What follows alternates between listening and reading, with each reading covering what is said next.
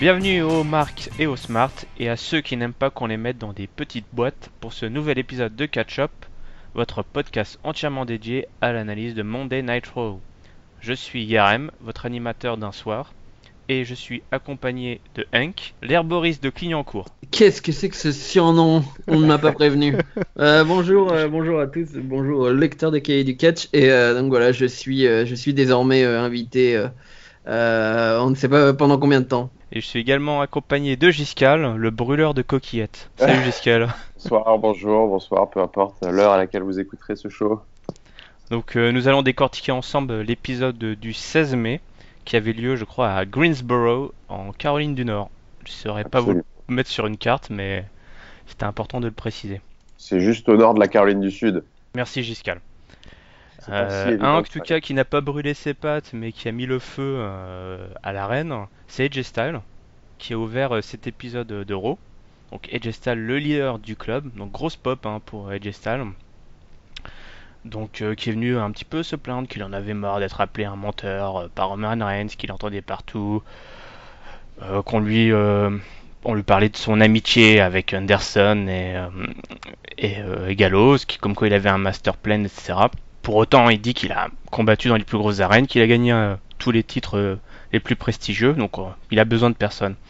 Évidemment, il en faut pas moins pour voir débarquer Roman Reigns, qui lui ressort un peu le même couplet. Sauf qu'à la différence de dire que c'est pas The Guy, c'est The Championship.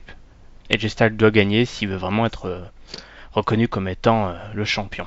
Donc il lui annonce qu'évidemment il va le battre à Extreme Rules et que le clan de la famille, The Bloodline, est plus fort que le club.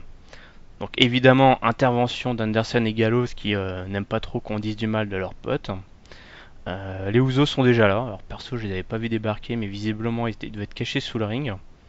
Et donc tout ce beau monde se chamaille un peu à distance, ce qui va évidemment donner lieu à une rencontre qui était visiblement déjà programmée entre le club et la family, dans le sens où ce sont les Usos qui affrontent Anderson et Gallows. Donc Roman Reigns et AJ Styles avaient un rôle de manager aux abords du ring. Ce match a eu lieu finalement en milieu de show, donc un peu comme la semaine dernière si je me souviens bien. La foule était plutôt électrique pour ce match. Il y avait une grosse ambiance. On était en milieu de show là, je vous le rappelle. Euh, donc les Usos, Anderson et Gallows ont vraiment sorti un match assez solide qui s'est soldé par une séquence de kicks des Usos, un splash et donc la victoire de la Family. Mais ce qui était intéressant, c'était de voir un petit peu les réactions de nos managers aux abords du ring. Roman Reigns qui pavanait pas mal avec sa ceinture, qui faisait un peu le fier.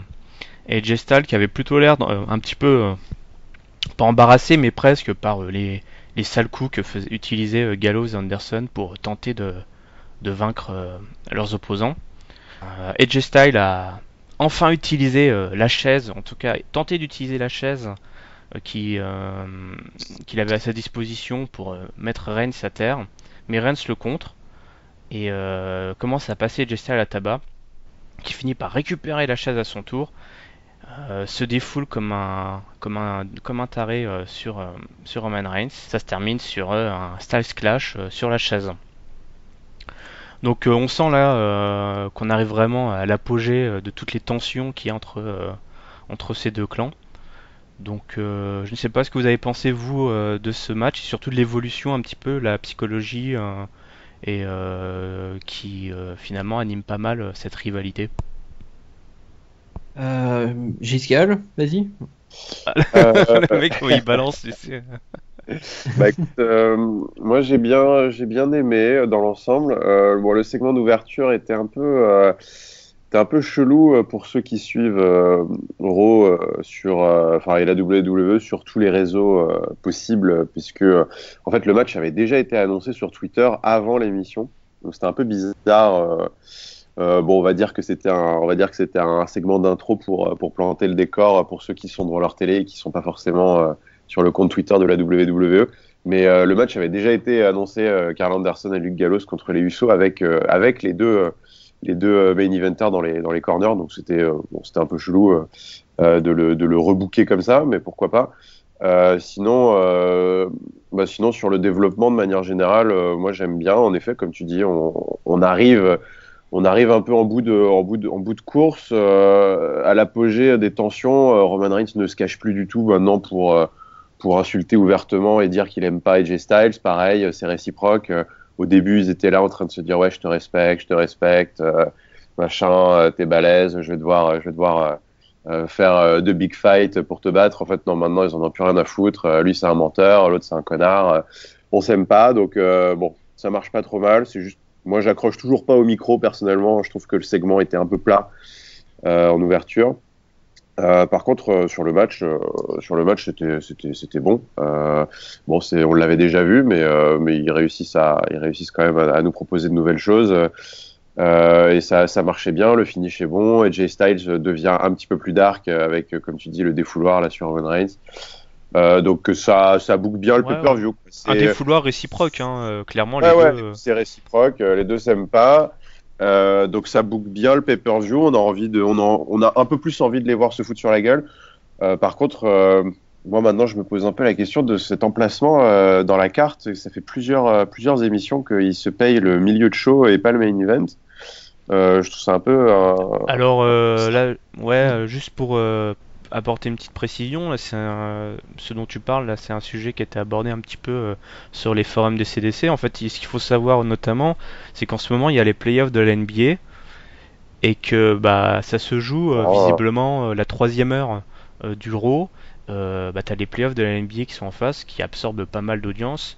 Et c'est pas la première fois que les bookers voilà, réarrangent un petit peu l'ordre habituel Ok, du booking pour mettre les grosses stars plutôt au début ou au milieu de show je vois. pour capitaliser dessus. On pourrait dire qu'ils pourraient aussi prendre le risque de le mettre à la fin et Je pense qu'il y a aussi, ouais.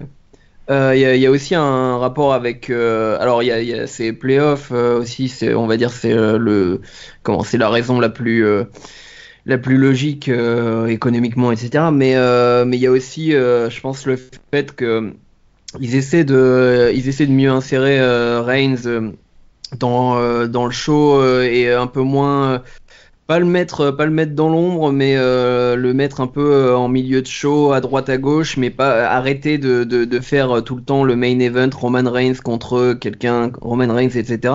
Et puis sinon, juste pour parler du match, moi j'ai beaucoup aimé.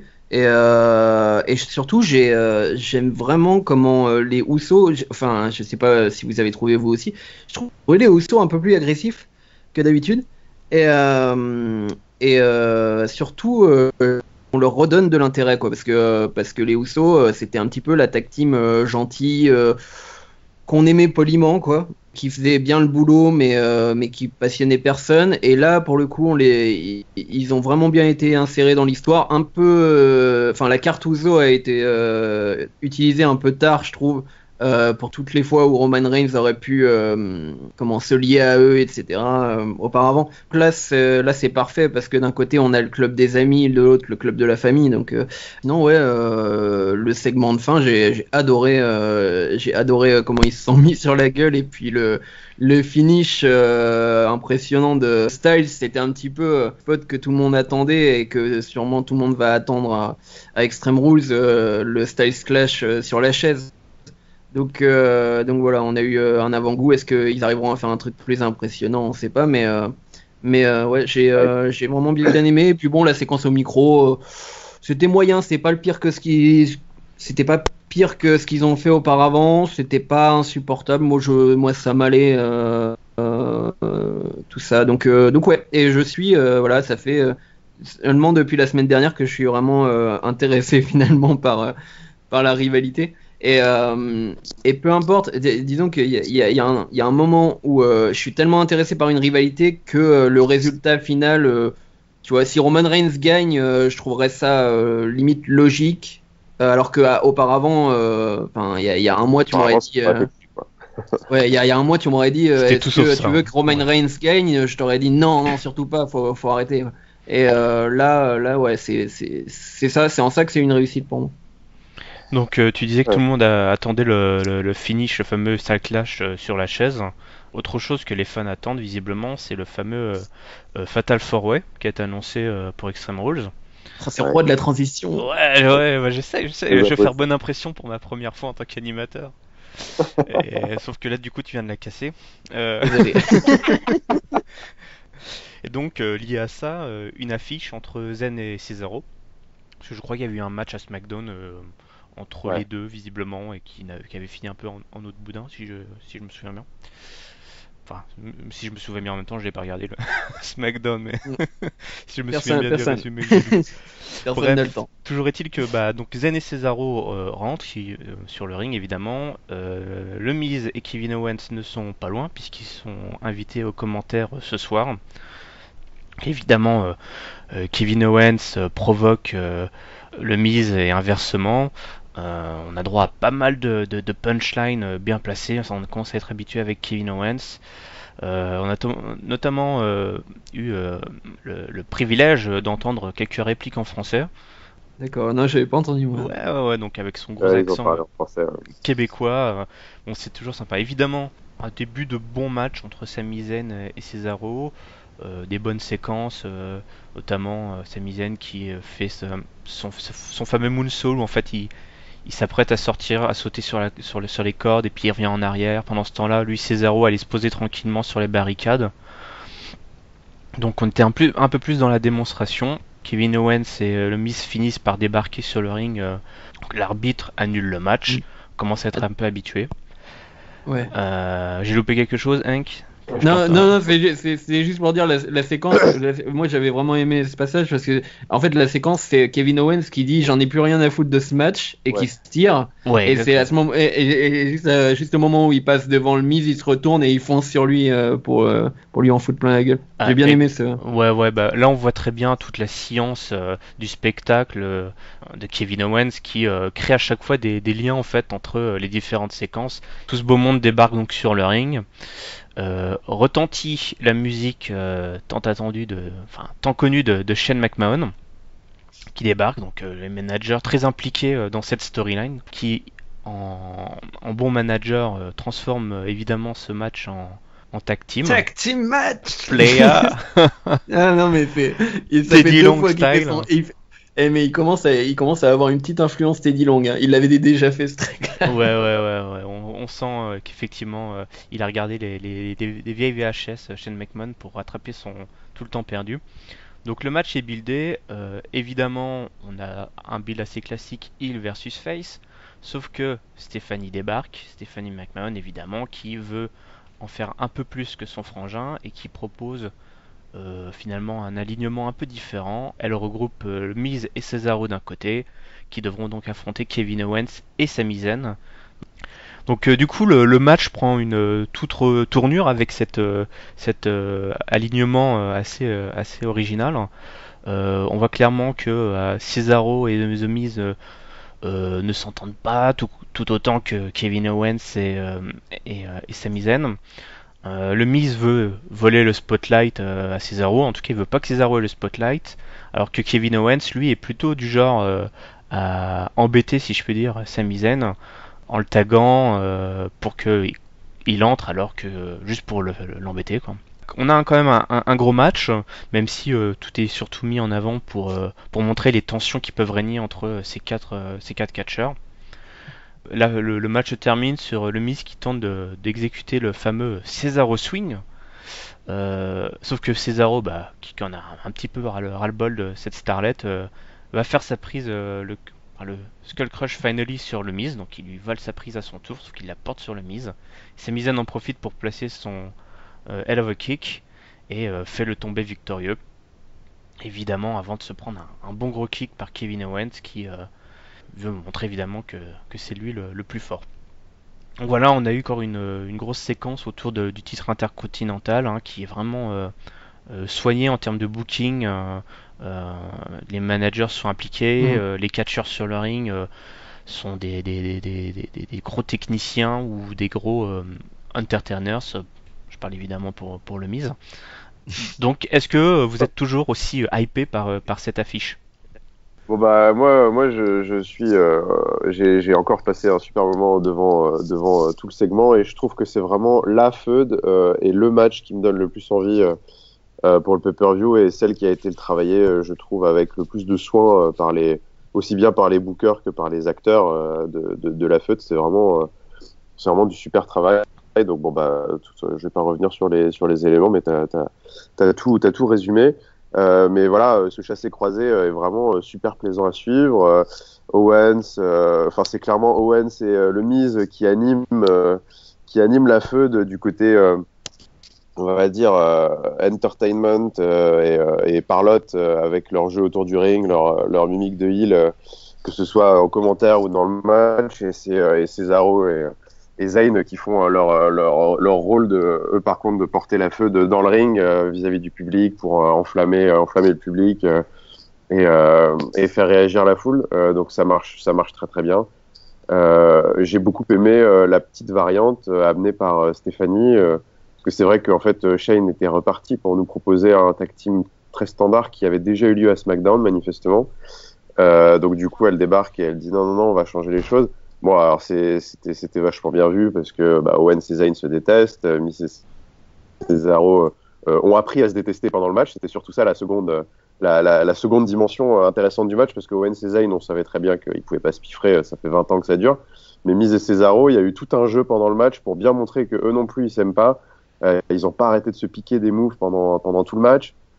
C'était un petit peu à toi à moi, qui est-ce qui va en faire le plus, et puis à la fin tu dis il lui prend le swing, finalement Cesaro lui met un skull crushing finale, donc c'était bien, voilà, gros bordel, plein d'histoires. C'est surtout que ce qui est pas mal, c'est qu'en plus après dimanche, après Extreme Rules, on va pouvoir repartir dans plein de directions possibles, donc ça c'est surtout ça qui est bien, c'est que c'est super ouvert.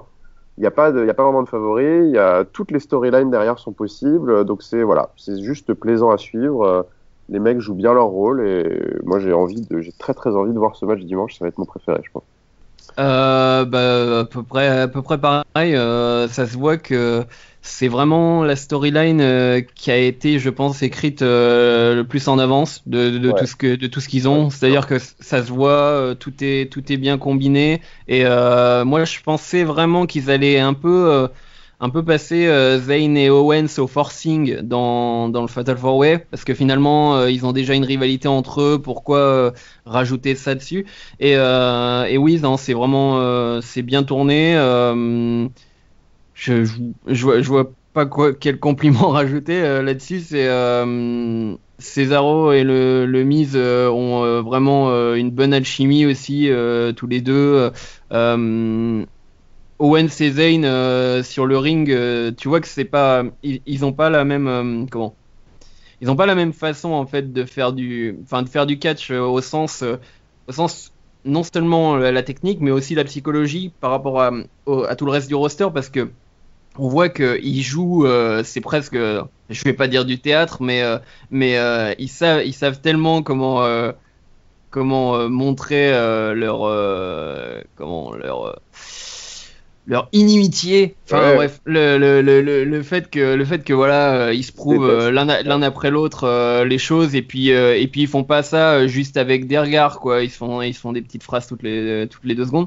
Et donc voilà, le finish était plutôt cool. Il y a aussi Owens, le truc que t'avais pas précisé, mais bon, c'est un petit truc, mais donc à la fin, Zayn qui se fait lever la main par l'arbitre pour sa victoire, et c'est à ce moment-là qu'Owens l'attaque, et Owens qui dit raboule-toi l'arbitre, c'est moi à qui tu dois lever la main, etc. Bon, il sait faire un enrobage, tu vois, c'est pas juste une victoire, et ils jouent tous très bien. Ils ont tous, je dirais que peut-être Zayn un peu moins, mais ils ont tous la panoplie du bon catcher, c'est-à-dire qu'ils sont bons dans le spectacle. Enfin, pour le coup, oui, Cesaro et le Miz, c'est un peu leur gimmick, quoi. Mais ils sont vraiment tous bons dans le spectacle et la psychologie, donc ça promet énormément. Et c'est sûrement le match que j'attends le plus au niveau du spectacle. Après, au niveau du match en lui-même, je pense que j'attends, au niveau du juste de la technique et des spots, etc. J'attends autant Reigns et AJ Styles, parce que je suis persuadé que Reigns va sortir son meilleur match contre AJ Styles. Enfin, son meilleur match depuis le début de son règne. Oh. Ok. Alors tu parlais de grands spectacles avec les 4 qu'on avait sur le ring. Un autre qui veut définitivement faire du grand spectacle pour Extreme Rules, c'est Dean Ambrose, qui visiblement a beaucoup d'idées, dont certaines n'ont pas vraiment été acceptées Ça fourmille. pour son pour son match face à Brock Lesnar, qui était une montagne un éléphant qui a accouché d'une souris, d'une montagne qui a accouché d'une souris, je ne sais plus l'expression, on s'en fout. Donc la séquence dont on va parler là, c'est évidemment Un gros truc qui a accouché d'un petit truc. ouais, comme dirait Giscal, un gros truc qui a accouché d'un petit truc. Voilà. Pourquoi faire compliqué? Donc on se retrouve backstage, donc Chris Jericho qui parle avec Ronnie Young, qui se plaint encore de Dean Ambrose, comme quoi il lui a éventré sa belle veste à 15 000 $. Après avoir vérifié la semaine dernière, on s'est rendu compte qu'elle valait un peu plus quand même. Euh, donc il ne demande qu'une chose, c'est que Ambrose s'excuse. Évidemment, donc Ambrose ne le fera pas, puisqu'il Ce qui est entre complètement nul. Hein. Désolé de te couper, mais ce qui est complètement. C'est le truc, le demander seul des truc excuses. vraiment naze. Ouais, voilà. J'ai fait. Non, mais vraiment, il va demander des excuses, c'est débile. Mais bon. Ouais, surtout que bon, le mec il est là dans le business depuis 20 ans, il sait bien comment ça se termine, mais bon, que veux-tu, il a la grosse tête, voilà, il veut rabaisser à tout prix Dean Ambrose, donc voilà, il veut lui demander des excuses. Je me demande même s'il veut pas récupérer les 15 000 $ en plus, ou si, je ne sais plus. Si, ouais, il demande ses 15 000 $ et Ouais, des donc excuses. les excuses et 15 000 $. Ouais. Même s'il précise qu'il est millionnaire, mais il Ouais, il est s'en fout, il faut son argent multimillionnaire, quand même. mais c'est quand même 15 000 C'est une $. question de principe, c'est tout. Dans un Non, sens, mais il a merde. raison, c'est presque un fait Oui, sur ce coup. franchement. Donc Dean Ambrose se retrouve dans l'arène, lui aussi visiblement il est là pour un petit peu se plaindre parce qu'il dit qu'il il a pas aimé s'être retrouvé enfermé. Alors je crois qu'il parlait de camisole et qu'il avait été en prison, etc. Donc il aime pas trop se retrouver entre 4 murs et bloqué quoi. Donc il a quelque chose à dire à Chris Jericho.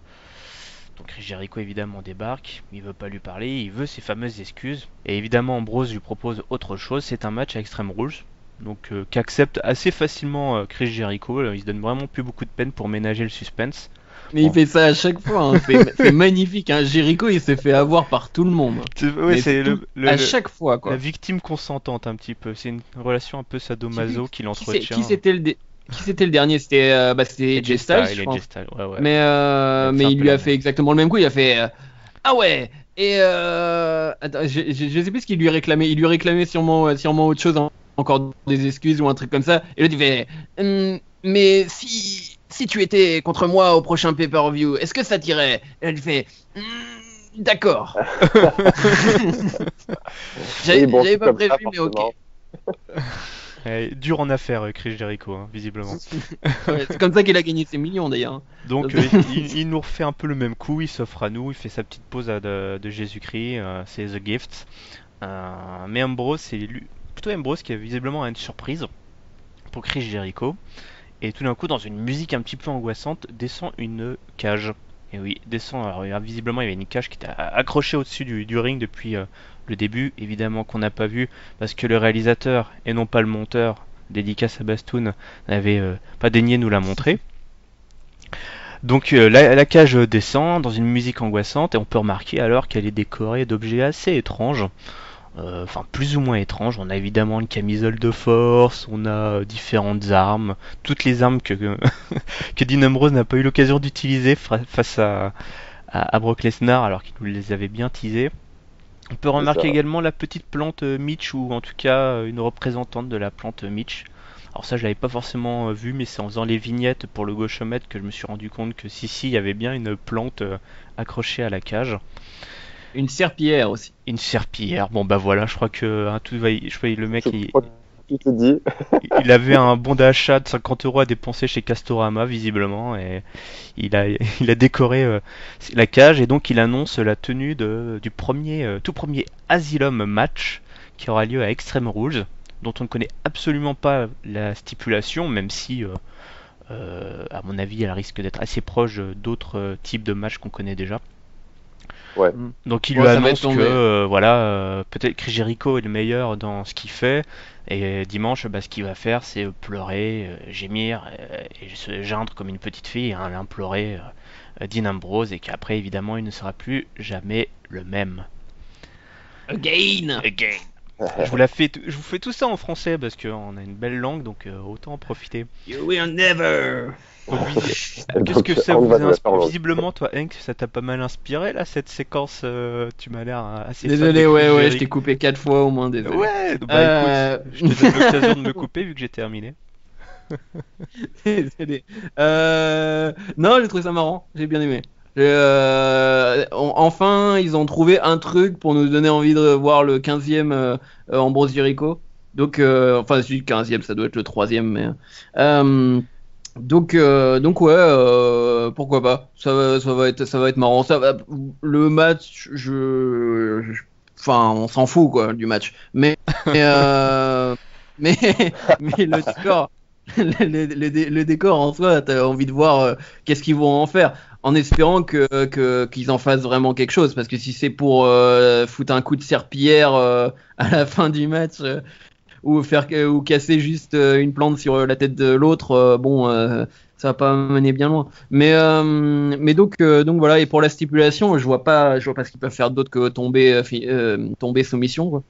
Parce qu'il n'y a pas de porte, donc ils peuvent pas sortir par le toit. Ils ont précisé qu'on pourrait pas s'échapper.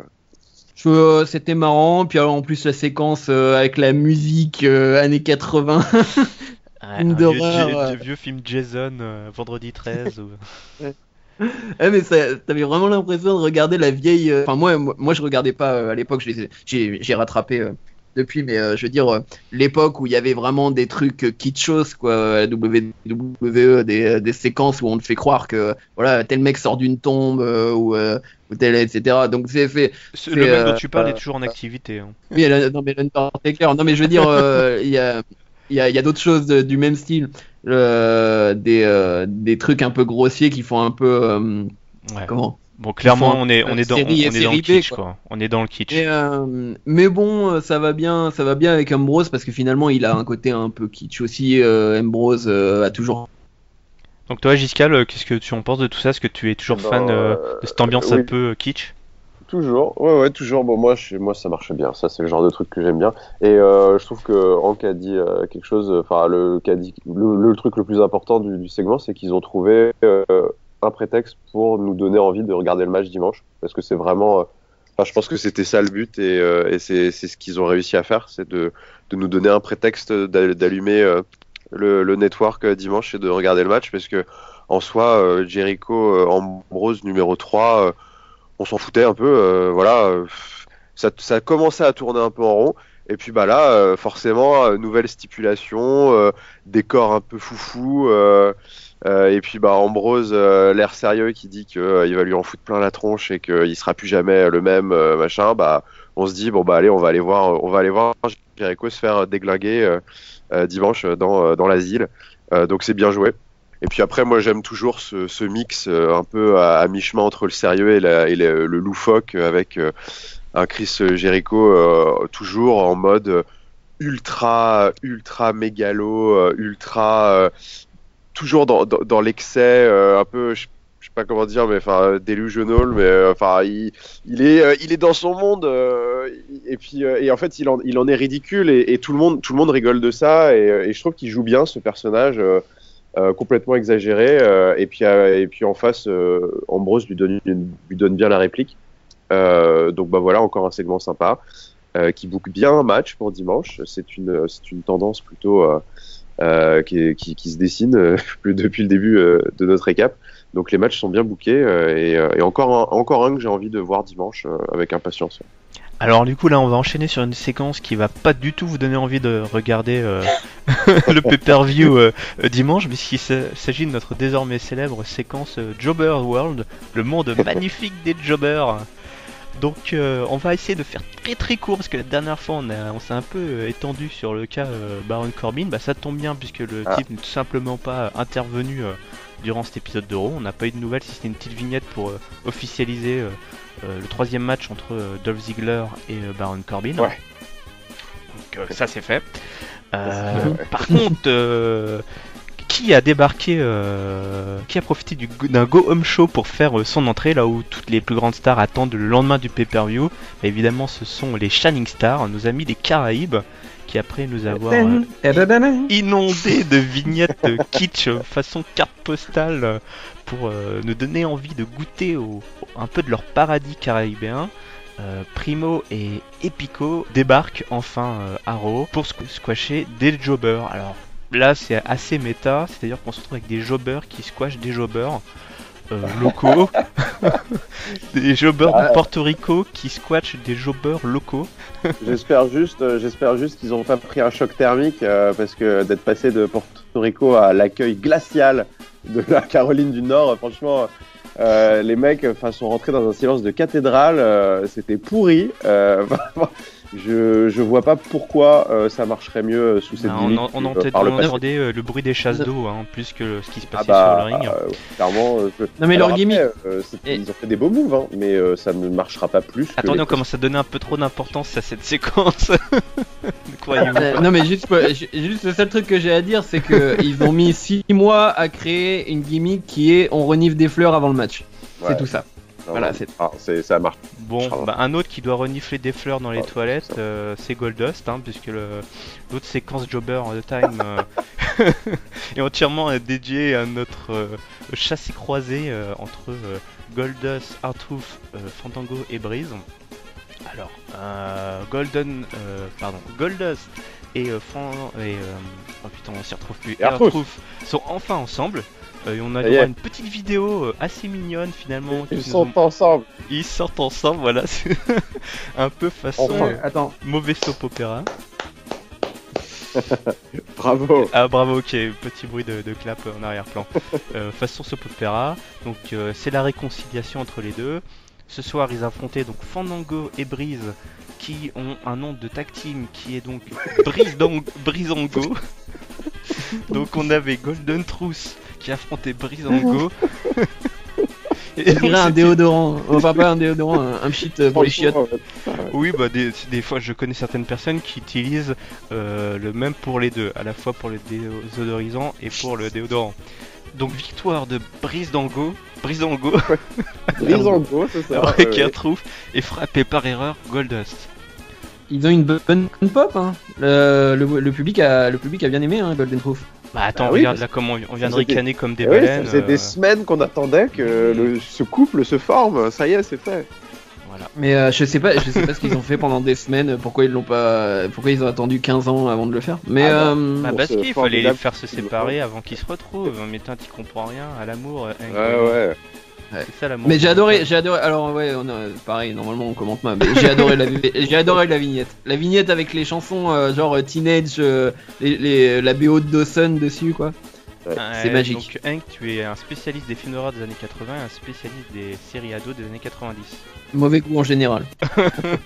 Je trouve le positif, c'est que au moins ils ont l'air de s'éclater. Donc je me dis que chaque semaine ils se font plaisir. Franchement, ils doivent prendre leur pied à faire ça. Sauf Tyler Breeze, hein. Je pense pas qu'il est content. Mais bon. S'il a du temps d'antenne, il t'inquiète. À mon avis, il est heureux comme un chat. Je pense qu'ils sont contents. Surtout, oui, t'inquiète pas pour lui. Une autre qui est contente, c'est Dana Brooke. Parce que Dana Brooke, sa copine Emma, elle s'est pété le 3ème disque de la 5ème vertèbre du dos pendant un putain de house show. Les gars, va falloir arrêter le house show parce que ça envoie tout le monde à l'infirmerie. Donc Dana Brooke, la enforcer de Emma, affrontait aujourd'hui Becky Lynch. Parce que Becky Lynch... On est sorti du Jobber's World là. Ouais, mais ça les gens s'en rendront compte. Parce que la musique. Non, mais attends, Becky Lynch elle se fait déjà bisuter toutes les semaines. Si en plus on la met dans le Jobber's World, ça va. Bisutée par Catch-Up. Non, évidemment, nous sommes sortis de l'instant Jobber. Enfin, je pense. On verra si je laisserai la musique ou pas. Dana Brooke nous fait une superbe pirouette là d'entrée. C'est pas mal. Elle est assez souple pour ce genre de gabarit. C'est assez original. Donc on se retrouve avec donc un match entre les deux qui était, ça vous donnerez votre avis, mais qui était assez moyen. Et juste pour faire plaisir à Hank, victoire de Dana Brooke sur un roll-up. Ça me fait pas forcément plaisir. Mais j'étais un petit peu, on va dire, ironique, je pense. Ah, d'accord. Non, mais parce que la semaine dernière, j'étais tout content qu'on la voit. Mais j'étais content qu'on la voit, mais backstage. Pas forcément dans un ring. J'ai pas aimé comment ils ont géré ça. Ils ont géré sans gérer parce que la blessure d'Emma, je comprends pas où ils amènent Becky Lynch. Elle se fait battre tout le temps. Avant c'était par tricherie. Maintenant, il y en a sans tricherie. Donc, Dana Brooke, enfin, franchement, j'ai vu des trucs botchés dans le match. J'ai fait, oh là là, c'est chaud. Enfin, elle est pas prête, hein, je pense. Donc, elle serait beaucoup mieux à passer encore quelques mois, au minimum quelques semaines, en soutien de Emma. Mais bon, vu qu'elle est plus là. Après, je vois pas vraiment ce qu'ils auraient pu faire enfin, ce qu'ils auraient pu faire de mieux, c'est de faire gagner Becky Lynch, parce que Becky Lynch, elle était à 2 doigts du titre il y a quelques temps. Donc, c'est pas une jobbeuse non plus. Qu'elle se fasse battre comme ça par Dana Brooke, le premier match de Dana Brooke, et me dites pas ils vont pusher Dana Brooke par la suite. Donc voilà, je trouve ça dommage. Ça diminue un peu l'envergure de Becky Lynch. Finalement, ils sont en train un petit peu de l'enterrer, et je trouve ça dommage. Et toi, Giscard, alors que penses-tu de tout ça? Est-ce que la WWE a bien réagi suite à l'accident de Emma? Bah écoute, je vais pas dire que je m'en fous parce que c'est pas poli, mais ce segment m'en a touché une sans faire bouger l'autre. Franchement, je savais pas qui c'était cette nana là, Dana Brooke. Je l'ai trouvée nulle. Je l'ai trouvée pourrie dans le ring et je trouve ça un peu dommage parce que, enfin, ça doit pas être si évident que ça quand même de faire des mauvais matchs avec Becky Lynch. Donc du coup, c'est pas très bon signe. Puis ouais, enfin, j'ai pas accroché. Pour l'instant, j'ai pas trop d'avis sur la question, si ce n'est qu'en effet, comme Hank, je trouve ça très dommage d'avoir fait perdre Becky Lynch contre cette nana qui ne m'inspire absolument pas confiance. C'est le genre de truc où je suis partagé parce qu'on se dit toujours, finalement, c'est positif d'avoir du temps d'antenne, même si c'est pour, voilà, juste pour être là et avoir un match. Et puis il y a des moments où on se dit quand même qu'on ferait mieux de la garder au chaud et d'attendre qu'il se passe un truc de mieux pour elle, parce que là, Becky Lynch, la pauvre, je suis pas sûr qu'on lui fasse beaucoup de bien avec ce genre de petit segment perdu dans l'euro, quoi. Enfin, Bon, visiblement, tu nous dis que ça t'en a touché une sans faire bouger l'autre. Ça nous rassure, moi, c'est dire que t'en as deux. oui. Dès qu'ils sont deux, c'est les Dudley. Oh là là, oh là là. Ouais. Oh, putain. Et on les a pas travaillés, hein. Non, non, c'est de l'impro total. Les Dudley débarquent et annoncent que font partie, c'est des anciens qui connaissent le métier. Donnez-nous quelques petits jobbers, quelques mecs à monter. On va leur donner une petite leçon à l'ancienne. Donnez-nous deux petits gars et puis on va vous les mater, on va vous les former. Sauf que évidemment, c'est Big Cass qui s'y colle et les Dudley auront donc à choisir qui des deux frangins devra aller se casser les dents sur le grand type. The Big Guy. Désolé, là, je peux pas m'empêcher les blagues sur Ryback. Non, mais Ryback, tu vois bien que Ryback est encore en train d'envoyer les fiches de paye à tout le roster, donc laisse-le tranquille. Donc évidemment, c'est Devon qui se retrouve sur le ring, qui se fait littéralement bouffer par Big Cass. Hein, je pense qu'on aurait pu presque mettre cette séquence dans le Jobber Time. Big Cass qui évidemment nous fait partager un petit peu quelques segments micro assez sympathiques où il annonce que Devon est le Steve Urkel de la bande du ring, avec quelques petites imitations bien placées, et que Booba Ray, une sorte de Flintstone, enfin que son frangin Pierre à Feu va bien, il n'y a pas de souci. Et donc il va les renvoyer à l'âge de pierre. Donc voilà, on s'est retrouvé avec un squash match. Oh là, il y a quelqu'un qui est en train de regarder visiblement un bon vieux Divix. C'était le bruitage. Non mais le bruitage du squash match. Le mec se fait les pattes et mate la télé en même temps qu'il fait le podcast, quoi. Donc et un petit bug. donc tiens, Giscal, est-ce que t'as bugué toi sur cette séquence? Ça m'a pas trop captivé, mais par contre j'aime bien sur le principe. Je trouvais que c'était bien, et depuis la blessure de Enzo Amore, j'aime assez le fait de garder Big Cass à l'écran régulièrement dans des segments plutôt importants, même si bon là ça m'a pas trop intéressé, mais c'est quand même des segments généralement à des endroits assez importants. Il a eu un quasi main event à avorter la dernière fois. Là il est encore en fin de show. Enfin, ouais, on va dire en troisième tiers, et à chaque fois on le met en valeur, on le présente comme costaud, on lui fait lâcher sa petite gimmick pour le public. Donc on le garde dans les esprits de tout le monde. On garde l'équipe du coup par la même occasion dans les esprits du public. Donc je trouve que c'est bien, je trouve que c'est habilement géré cette blessure pour l'instant et c'est plutôt habile. Après, sur le segment en tant que tel, bon, voilà, c'est gentil. Mais je trouve que l'esprit derrière, c'est intéressant et il faut qu'il continue comme ça jusqu'à ce qu'il revienne, le petit. Non mais ouais, c'était sympathique. Moi j'ai pas adoré sa promo Big Cass. J'ai trouvé ça un peu moins bien que les semaines dernières. Mais Ouais, c'est vrai.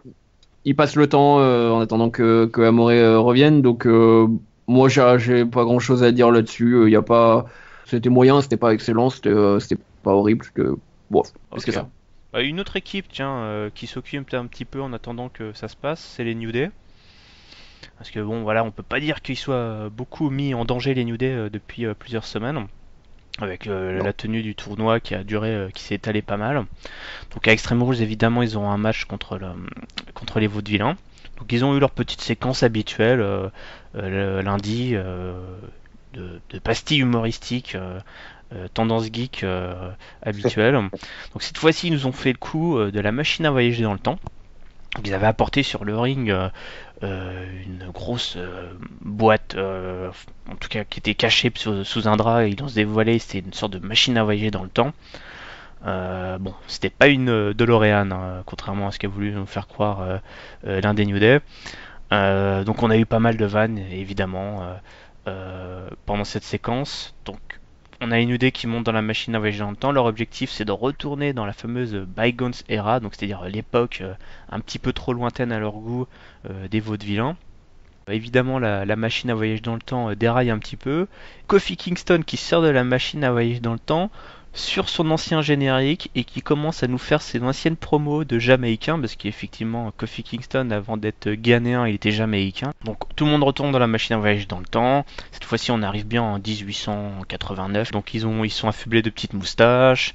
L'image passe en noir et blanc grâce au fameux réalisateur et non pas au monteur de la WWE.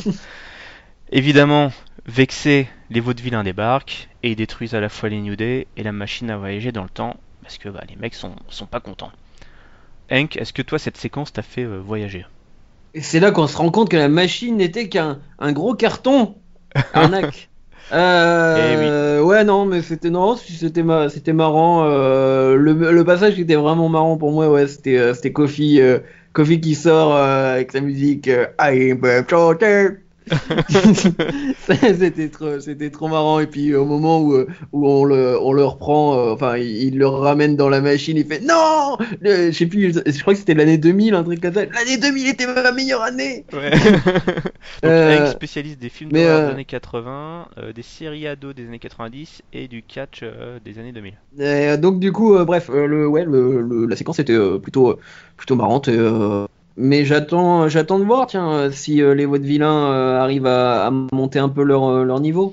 Parce que ils m'ont jamais impressionné plus que ça, ni à NXT, ni depuis qu'ils sont à la WWE. Et ils sont capables de faire des matchs corrects contre des très bonnes tag teams. Donc voilà, c'est tout. Giscal. Giscal est parti faire des Visiblement pattes. était emporté par En poste, une faille spatio-temporelle. Ah non, mais mon micro était coupé! Parce que j'arrêtais pas de renifler, alors c'est pour ça que j'ai coupé. Bah écoute, Euh, fais bien ce que tu veux.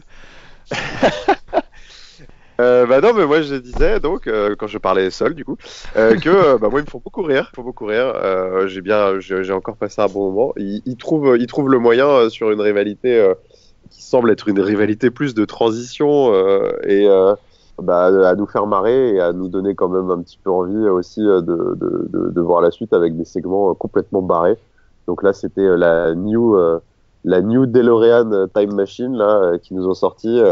Moi, c'était drôle, voilà, le coup de Kofi Kingston, réentendre son ancienne musique d'entrée avec son accent jamaïcain, pourri, les moustaches ensuite derrière avec l'écran noir et blanc.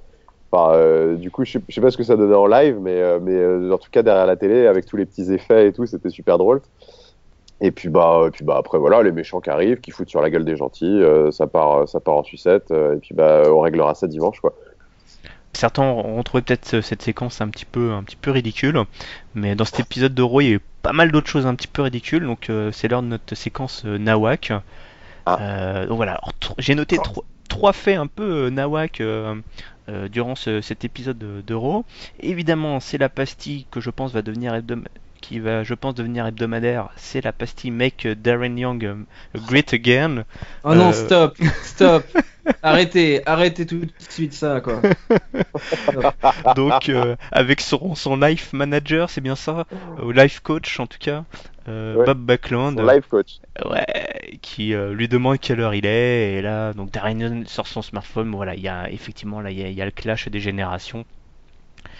Voilà, donc Darren Young revient packagé. Attention, ça va être du solide. Notre séquence Nawak, c'était Shen qui, justement, au moment de booker le match avec impliquant Big Cass et Dudley, je sais pas si vous avez noté, mais à la fin, il sort à sa sœur How you doing? Oui, Sur un air un oui. petit peu étrange, en sachant qu'en général, How you doing, la façon dont c'est dit par Big Cass et on va dire même, enfin voilà, c'était plutôt du genre en mode dragouille. Donc Shen qui fait de la drague à sa frangine, un peu spé.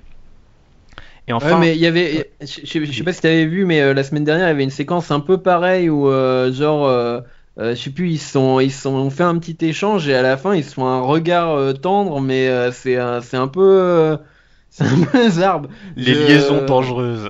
Mais On va non, partir mais sur bon, de- après, c'est peut-être, ils en font pas exprès, hein. De toute façon, ils vont pas, enfin, c'est plus les années 90, quoi. Ils vont pas faire une storyline incestueuse non plus. Mais bon. Le mec qui a peur. Enfin, troisième pastille, c'est tout simplement la vidéo qui annonce le retour de John Cena dans 2 semaines. Et ouais, John Ah, Cena de retour dans 2 semaines, soit d'après mes savants calculs, j'ai hâte. une semaine après Extreme Rules, visiblement, si je dis pas de bêtises. Ce n'est même pas le lundi après Extreme Rules, Non, mais ce sera le lundi d'après. c'est ça. Donc, Big match, John! Donc Yes. voilà, visiblement la WWE a un petit peu arrêté les retours surprises, hein, parce que c'est ni le premier ni le dernier dont on apprend le retour, soit directement en TV ou alors via les fameux réseaux sociaux sur lesquels Giscal passe beaucoup de temps visiblement. Ah bah ouais, je suis abonné à tout ce que John Cena a d'ouvert sur Internet. Hein. Donc là, Giscal, j'imagine que là, c'est pour la peine, ça t'a touché les deux et Ah bah là, ça m'a touché les 5 même, parce qu'en fait, je vous ai pas tout dit. Mais...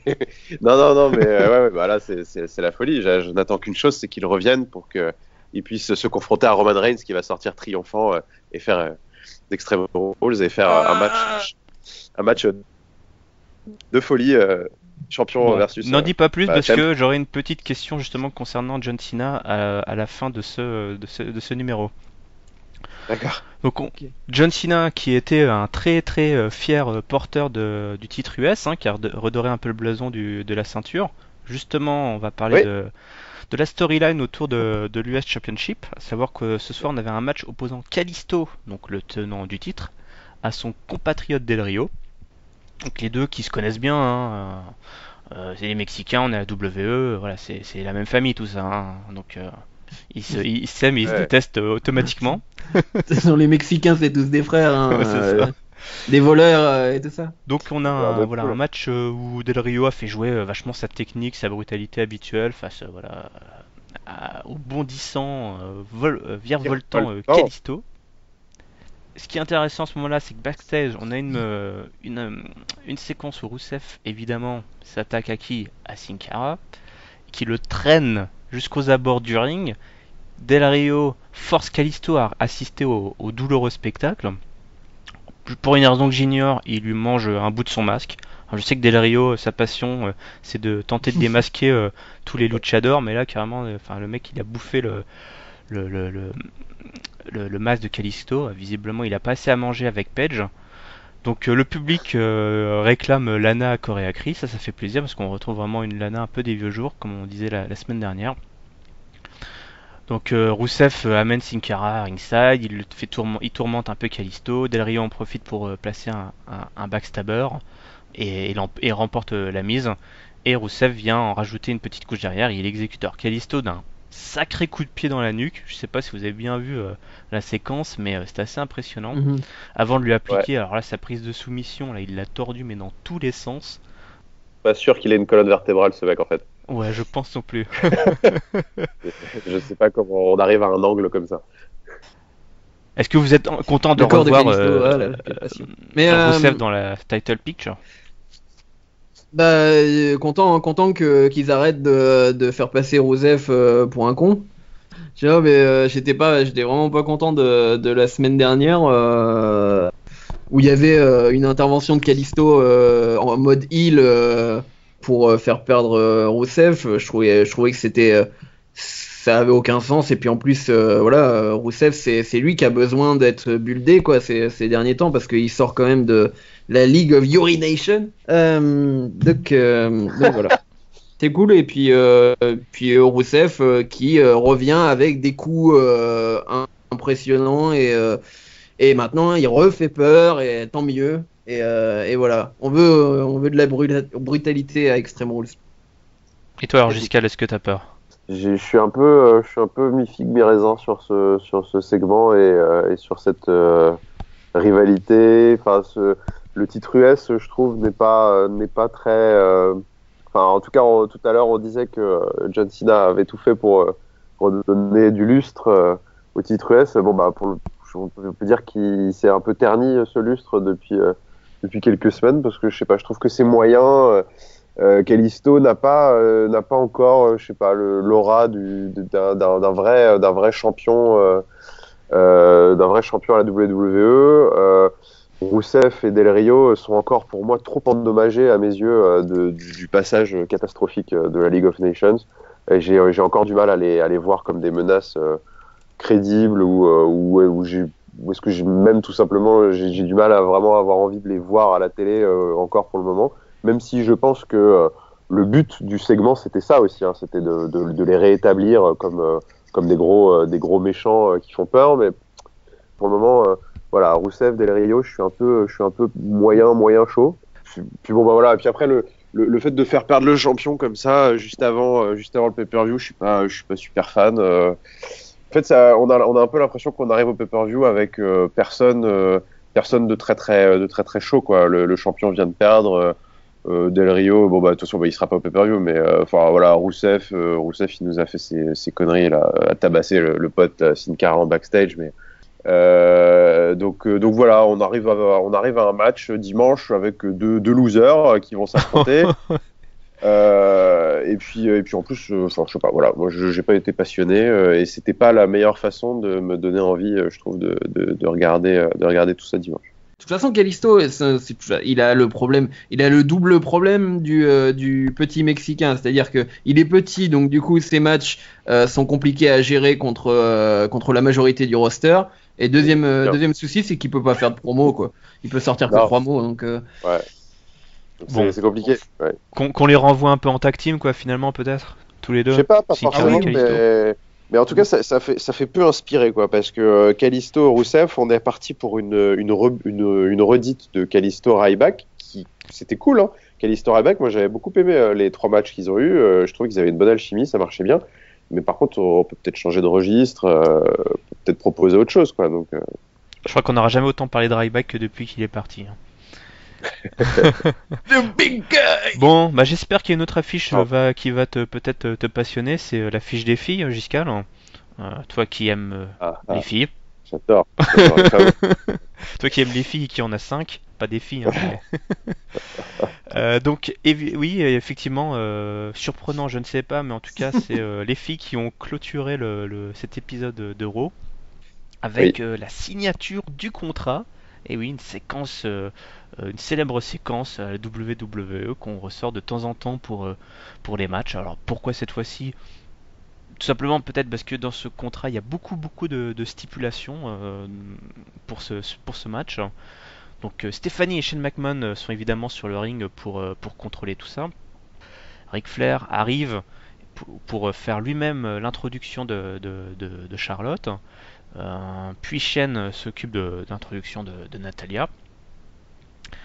Donc on a Natalia qui programme voilà, qui reproche un peu à Charlotte d'avoir changé, etc. C'est plus la même qu'à NXT, elle était différente, etc. Qu'elle avait perdu contre elle, mais qu'en grosso modo elle était contente d'avoir perdu contre Charlotte parce que à cette époque-là, elle était forte. Bon ma grande, si je puis dire, attends-toi à refaire la même. Charlotte, elle, évidemment, est sur son trône, en mode c'est moi la déesse vivante. Vous avez deux légendes sur ce ring en pointant son père et elle-même. Donc en mode flair jusqu'au bout des ongles, c'est génétique. Visiblement, Natalia signe sans trop rechigner. Elle, Charlotte, il y a un truc qui l'a fait tiquer visiblement sur le contrat. Pour une fois, quelqu'un lit le contrat vraiment jusqu'au bout. Visiblement, elle s'est fait chier à bien lire les toutes petites lignes qu'il y avait en bas du contrat. Et visiblement, Shane McMahon et Stephanie ont rajouté une petite stipulation supplémentaire, c'est que comme vous le savez, Ric Flair n'aura pas le droit d'être aux abords du ring à Extreme Rules lors du match à soumission qui va opposer Natalia et Charlotte. Mais match à soumission. Match à soumission. Mais également, si il venait à ne pas respecter cet engagement, en tout cas cette règle, Charlotte perdrait automatiquement et donc serait dépossédée de son titre. Personne n'est content du côté de la famille Flair. Shane McMahon fait intervenir la sécurité pour se débarrasser de Ric Flair qui n'est pas le bienvenu. Car il indique également que si Charlotte ne signe pas, elle sera également dépossédée de son titre. Donc voilà, c'est vraiment tu signes ce contrat avec un flingue sur la tempe. Alors je sais pas trop si c'est légal tout ça, mais bon. C'est pas grave. On est les McMahon, on n'est pas les McMahon. Mais non, mais tu comprends pas, les GM ils sont face. Donc c'est normal. Donc on a à ce moment-là Ric Flair qui ne fait une Ric Flair, c'est-à-dire qu'il veut s'en prendre à une femme. C'est génial ça. Donc il veut s'en prendre à Stephanie, il lâche la veste, effectivement il remonte les manches, etc. Mais Shane essaie de calmer les choses. Il lui dit qu'il a beaucoup de respect pour lui, etc. Que c'est le business qui veut ça, mais enfin il en a pas après lui personnellement, et qu'il a trop de respect pour lui pour lui en coller une. Stephanie s'insère entre les deux et lui dit qu'elle, du respect pour Ric Flair, elle en a pas. Les historiens de la WWE auront peut-être tiqué là-dessus, mais toujours est-il qu'elle lui met une sacrée claque. Et Ric Flair fait là c'est Hollywood quoi. Le mec rebondit je ne sais pas combien de fois sur le ring au moment de l'impact. Et Natalia, et Natalia, parce qu'il y a que des faces sur ce ring dans cette storyline, Natalia en profite pour placer son Star Trooper donc sur un vieux. Non, c'est sur Charlotte qui a fait le mec. Le sharpshooter plutôt. Donc, de toute façon, elle sait faire que ça. Hein. Bon, visiblement, que toi, Natalia versus Charlotte. Bah ouais, parce que y a que la moitié Charlotte qui m'intéresse. C'était une bonne séquence jusqu'à la fin en fait, jusqu'à genre la claque de Stephanie et après il restait qu'une minute après, mais oui. juste le sharpshooter, franchement c'est bon quoi, on en a.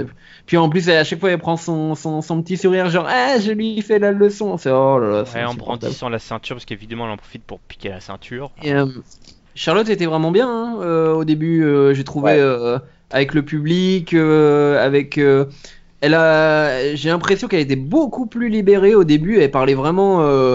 On n'avait pas l'impression de la même. Enfin, la Charlotte d'il y a quelques semaines qui était très. Je sors telle phrase, c'est bon, je l'ai sortie. Je sors telle autre phrase et tout. Là, elle était un peu plus libre et puis voilà, une bonne heel, bien contente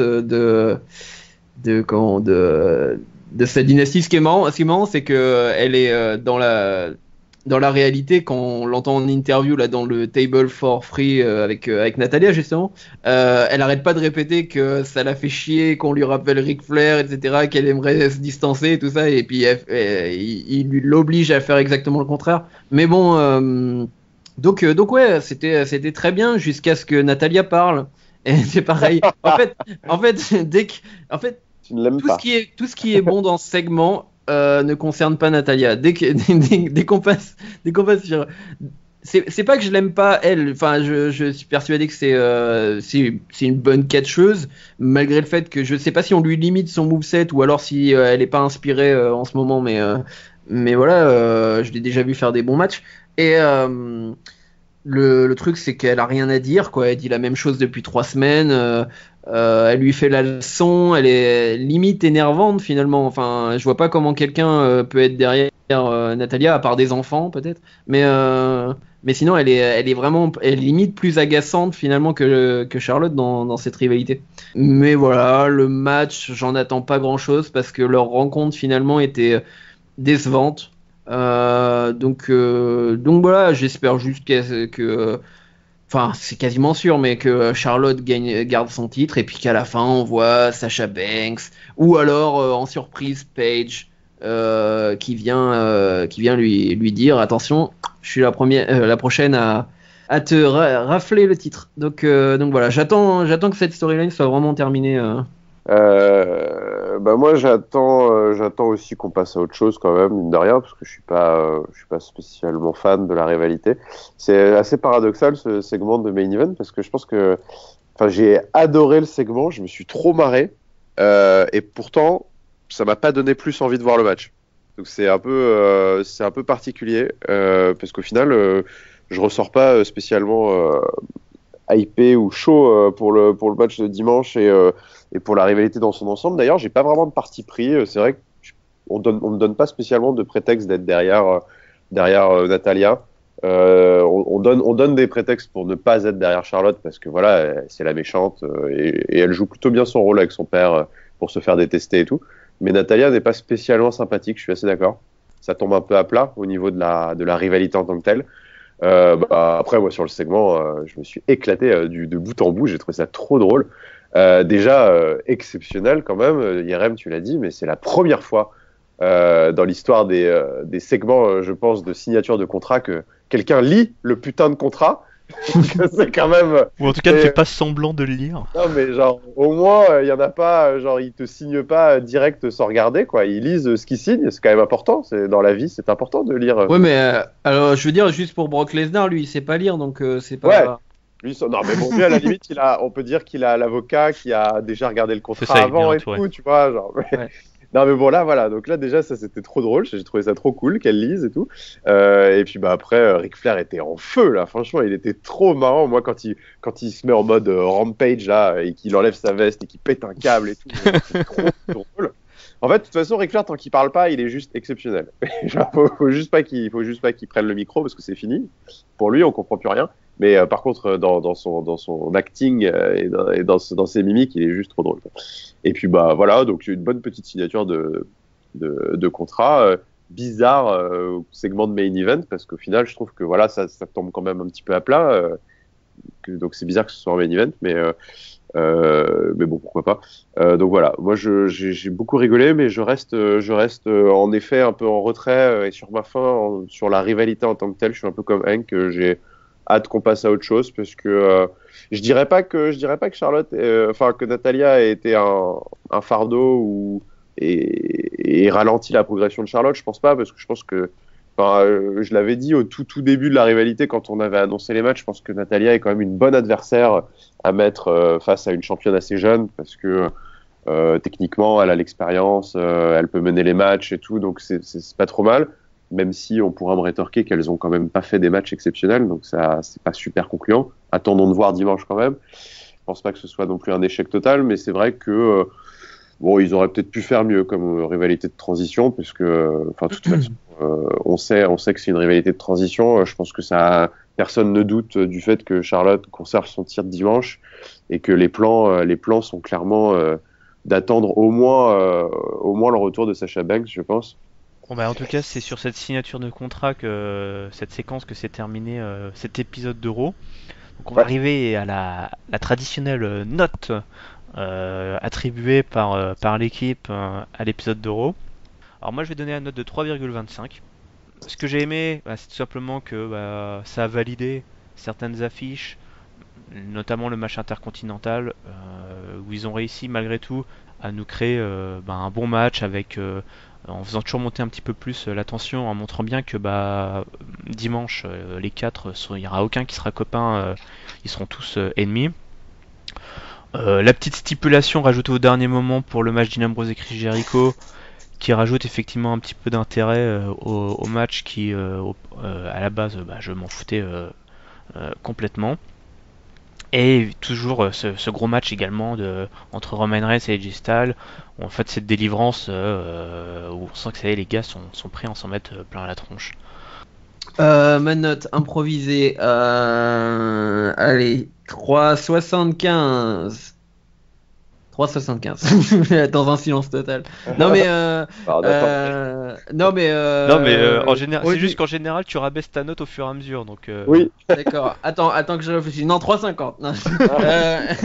Non, non, 3,75. Je me suis pas trop ennuyé dans ce show malgré les séquences jobber. J'ai bien aimé tout et puis finalement. Qu'est-ce qui m'a un peu embêté? Ouais, j'allais dire Brooke Shield, pas Brooke Shield. Brooke, je sais plus son Dana prénom. Brooke. Dana. Dana. Brooke, voilà. Dana. S'en fout tellement. Dana. Donc du coup, voilà, à part ça, qui était vraiment un peu la déception que j'ai eue sur ce show. Sinon, puis bon, les Shining Stars, tout ça, enfin bon, les trucs on sait que c'est mauvais avant de les voir, donc c'est pas. Voilà. Est-ce que je suis hypé pour le pay-per-view? Oui.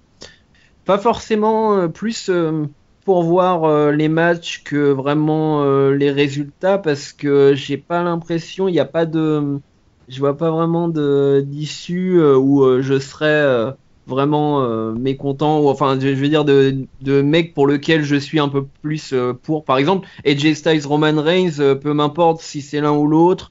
Le Fatal 4-Way, pareil, parce que je sais que si c'est le Miz qui ressort vainqueur, ça va continuer avec Cesaro. Si c'est Cesaro qui ressort vainqueur, ça va continuer avec le Miz. Si c'est Kevin Owens, etc. Enfin, de toute façon, voilà, il y a que du bon là-dedans. Et ben moi, je vais donner 3,5. Je vais être. C'est rare que ce soit pas moi qui donne la meilleure note, je crois, de mémoire. Mais Attends, Hank ouais, va peut-être encore la baisser. c'est pas sûr. Non, je vais mettre 3,5 parce que bon, c'est quand même très positif parce que dans l'ensemble, la balance est largement plus positive. Les matchs ont été bien bookés, enfin bien buildés pour le pay-per-view, les principaux matchs. Donc tous les principaux segments avaient du sens et étaient tous tournés vers le show de dimanche. Donc le main event, on en a parlé, un Reigns et AJ Styles. La Bloodline des Usos contre Gallows et Anderson qui vont être dans un Texas Tornado Tag Match apparemment Oui. dimanche. Justement, ouais, Breaking news, ouais. j'allais dire, on l'avait oublié de le dire. Donc qui vont être dans un Texas Tornado Tag Match. Donc apparemment la stipulation c'est les 4 en même temps. Donc c'est genre gros bordel. Je pense que ça va être cool aussi. Mais bon, du coup, tout ça c'était bien amené. Ambrose Jericho, bah voilà, le fait d'ajouter la stipulation, enfin, suscite vraiment ma curiosité, quoi. Je vais vouloir regarder ce match avec beaucoup d'attention pour ça. Et je suis assez d'accord sur le constat de Hank que ça va être un peu tout ou rien. C'est soit ça va être un Hell in a Cell original et rafraîchissant, soit ça va être un cage match un peu random qu'on oubliera aussi vite qu'il a été booké. Mais ça peut être un match vraiment important pour Dean Ambrose, je pense. Et puis sinon, enfin oui, dans l'ensemble, le Fatal 4-Way, ça va être top. Les filles, bon, ça reste quand même bien amené, même si c'est un peu tombé à plat. Au niveau du négatif, on en a parlé pendant un petit peu toute l'émission, mais voilà, Kalisto contre Rusev, je suis un peu déçu parce que ça fait redondance et ça fait un peu match des perdants. Ils arrivent avec peu de momentum. Corbin Ziggler, je m'en fous. Dana, enfin oui. Les filles là, Dana Brooke, Becky Lynch, c'était vraiment pas terrible. Les Shining Stars ont fait une arrivée vraiment pourrie et qui ne mènera nulle part selon moi. Donc voilà, tout n'était quand même pas excellent. Donc voilà, 3,5, ça me semble honnête, mais dans l'ensemble très positif pour dimanche. Okay. Frère de pronostic. Voilà. Et ben justement, en parlant de pronostic, j'ai appelé ça le Fud of the Year rip-off en hommage à nos amis de Fud of the Year. Ils vont pas Ça va gueuler. Ça va gueuler.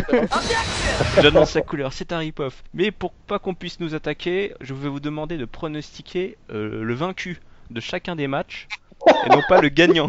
D'accord. Et pas le droit de me sortir un DQ, une connerie comme ça. Vous jouez carte sur table. Giscal, tu sors ta paire de 5 là, tu les poses. D'accord. et vous me donnez les vaincus. Et attention, ça va être à 200 à l'air jeu. Vous n'avez pas le droit d'en réfléchir, ok? Ok. Ok, donc c'est dans l'ordre, hein, les gars. Moi, je participe pas, je me mouille pas. Ok. Alors, Baron Corbin contre Dolph Ziggler, Hank. Ziggler. Ziggler. Ok. Le Dean Ambrose versus Jericho, Hank. Jericho. Jericho. Le Fatal 4-Way. Miz, Cesaro, Owens, Susan. Attends, c'est trois perdants, Ah bah oui. Oui, du coup? bah oui. Alors, merde. Ça va être compliqué, ça. Merde. Miz, Le Miz, Cesaro et Owens.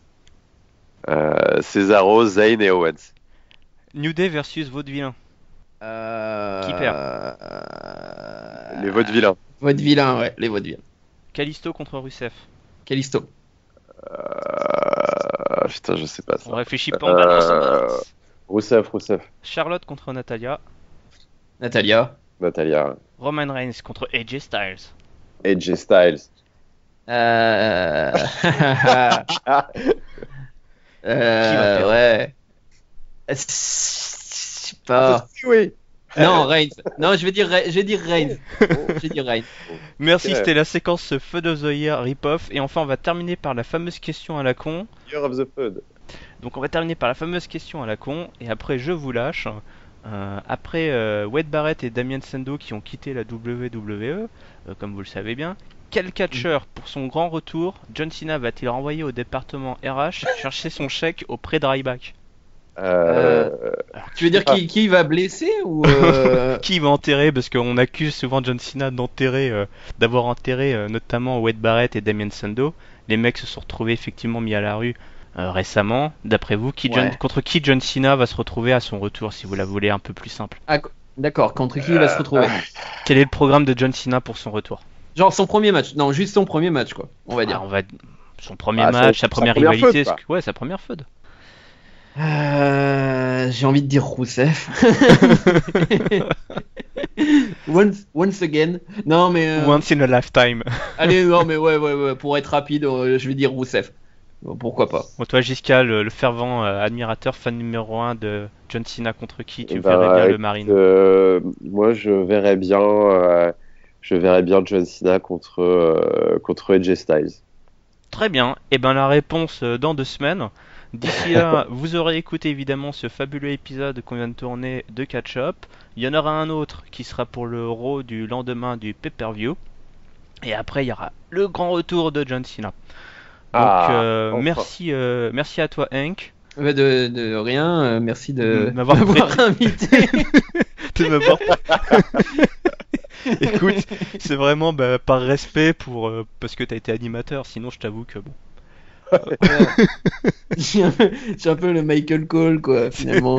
Je devais être remplacé un jour ou l'autre. Merci à toi, Giscal, d'avoir réussi à nous placer voilà, entre 2 séquences de préparation de tes pâtes, là, visiblement. Je retourne essayer de sauver la casserole que j'ai défoncée. Et puis, visiblement, t'as un film aussi à terminer. Ouais, j'ai plein de trucs à faire. Voilà, quant à moi, je vous souhaite à tous un bon pay-per-view. Et puis, on se retrouvera la semaine prochaine pour un nouveau numéro de Catch Up. Salut à tous! Salut tout le monde. Salut.